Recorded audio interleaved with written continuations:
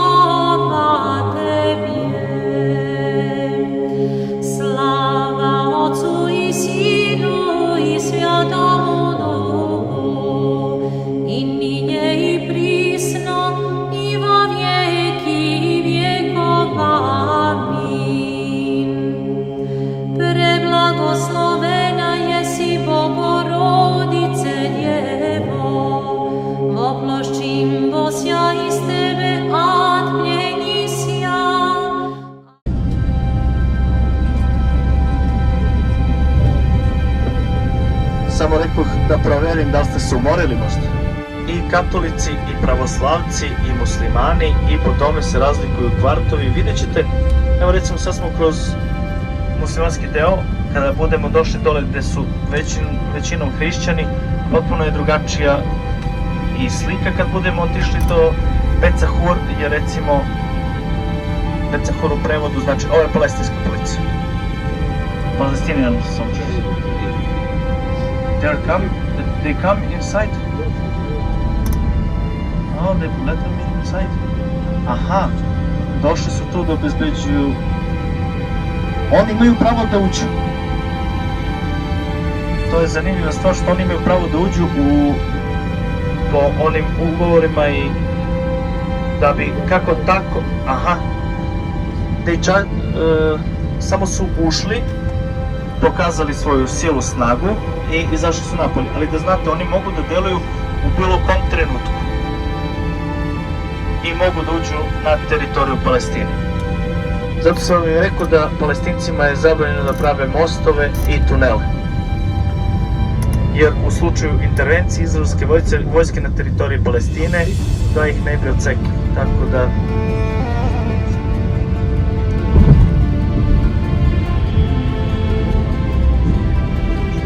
Aha, da, yes, ako postoji problem da neko nešto provocira sa palestinske strane, oni smeju da uđu s druge strane zida na palestinsku stranu. I tu palestinska vojska, odnosno palestinska policija nema pravo intervencije, jer faktički Izraelci drže sve konce u rukama. A iz kog razloga?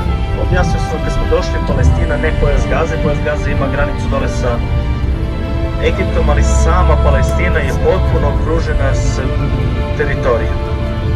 I šta se desi vrlo često da, recimo, ako jedni Arapi traže od nekog grada koji, recimo, oni su muslimani većinom i traže od grada koji je većinom hrišćani, a Arapi su jedni drugi, da se pobune nešto protiv Izraela, oni to ne urade, a oni se snabdevaju, bunari vode su tamo, oni im zatvore vodu. I to nekako tako deluje, tako su, ali ovdje je to najnormalnije. Meni to padne uvijek na pamet, kao kad su nas 90. godina potpuno navikli na to da imamo restrikcije struje i nestašicu nafte. Se sjećate toga? Otprilike tako nešto deluje ovdje i recimo Palestinci znaju, zato i pustaju izraelsku vojsku da uđe, pustaju i to. Jer ako ih budu odsekli, oni ne mogu da imaju ni hranu, ni hleba, ni ništa, znači istrošit će zalihe i neće moći da nadoknade to i to je veliki problem.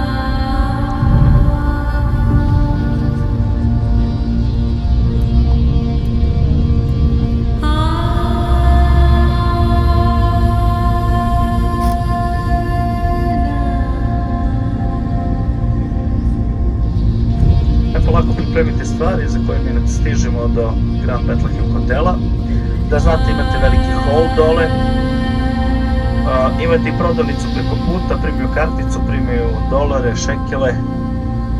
Cene su jeftinije nego u Izraelu, to da znate ovde. Čak nemate problema ako kupite u prodavnici, donesite dole u hol, popijete sok, pivo, piće, bilo što to želite.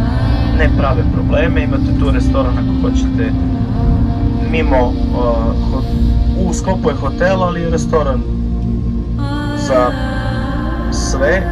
Imate naravno restoran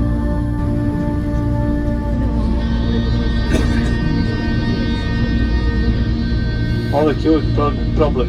Ja sam ove godine doživao, ne prošle, za Vaskrs, da je čovjek parkirao kola ovde i otišao u shopping i napravio potpuno zakrčenje saobraćaja. On se posle nekih 40 minuta lagano vratio tu, ovi sviraju, haos na sve strane, guraju kola, on je bez ikakvog ustručavanja, bez bilo čega seo i nastavio put dalje.